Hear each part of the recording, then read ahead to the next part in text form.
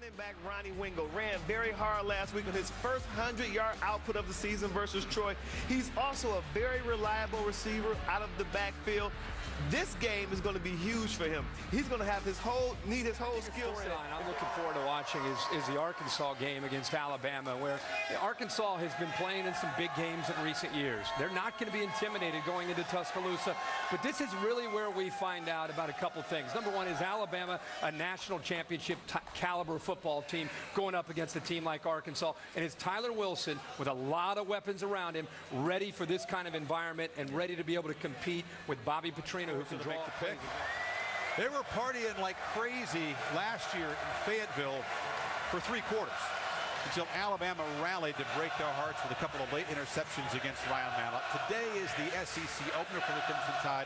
They've won 19 in a row. If Arkansas can pull the road upset, they can really spark a special season for them. They have to do it, though, without one of their top defenders. Jake Paquette, the defensive end, out today with a hamstring. The marquee matchup, Bobby Petrino's offense against Nick Saban and Kirby Smart's defense. Edge so far in recent years to Saban. Arkansas averaging under 14 points a game with Petrino there against Saban's defense. They're deep, they're talented. They got 7 guys that are on the draft board as first or second round picks.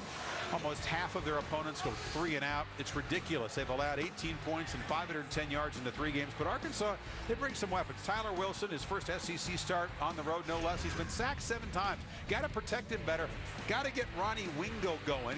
Niall Davis out for the year, so it's up to Wingo and Dennis Johnson to get some productivity on the ground. The receivers are finally getting healthier. There's Kobe Hamilton, who's been picking up the slack with Greg Childs, still slowed by a knee. He's better today. Joe Adams, Jarius Wright, who hasn't practiced a lot, but he's probable today with the knee. So the promising sign for Arkansas, they're getting their weapons back for Tyler Wilson if he can be a mistake-free distributor against all that talent and all that atmosphere in Tuscaloosa. But I'm glad you showed all that talent, because they have the weapons and a team that can be able to go in here offensively and compete. You add all that experience and all that talent around Tyler Wilson and Bobby Petrino's ability to call plays and design plays to be able to attack Nick Saban's defense.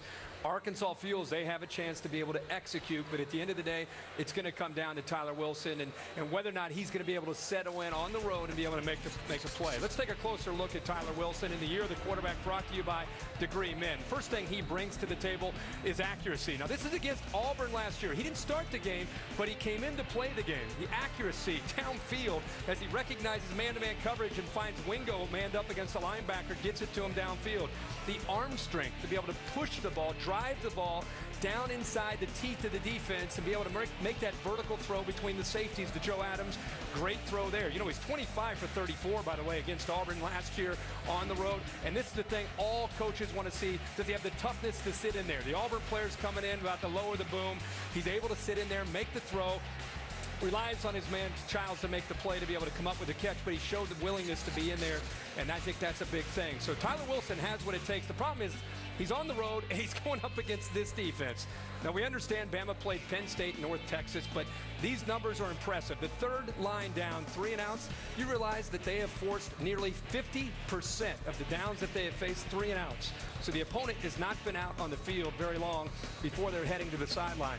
I really think that the weapons are there, the coaching is there, Tyler Wilson has the ability. The difference in this game, the offensive line. 3 new offensive linemen, including a true freshman at left tackle. They've already allowed 7 sacks. Alabama will get Wilson in the 3rd and medium, 3rd and long, and that's when the creativity, the multiple looks comes in. They'll get after Wilson, force the mistakes, get the ball back to Bama. Bama wins this one at home. I agree with that. I think Alabama will win this game, but for Arkansas to have a chance, their defense is going to have to play lights out. It's going to start with their front. I think in this game, they're going to use a 5-man front to try to control Alabama's running game.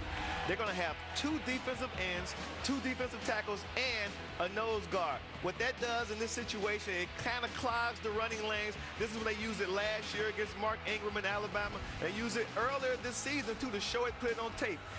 Right here in this play, the natural seams that are created from a 3- and 4-man front, they're eliminated. And another fact, when you have the big bodies up front, they can take away those guards coming out on the linebackers. Watch that number 34 shoots the gap right here and makes a tackle at the line of scrimmage.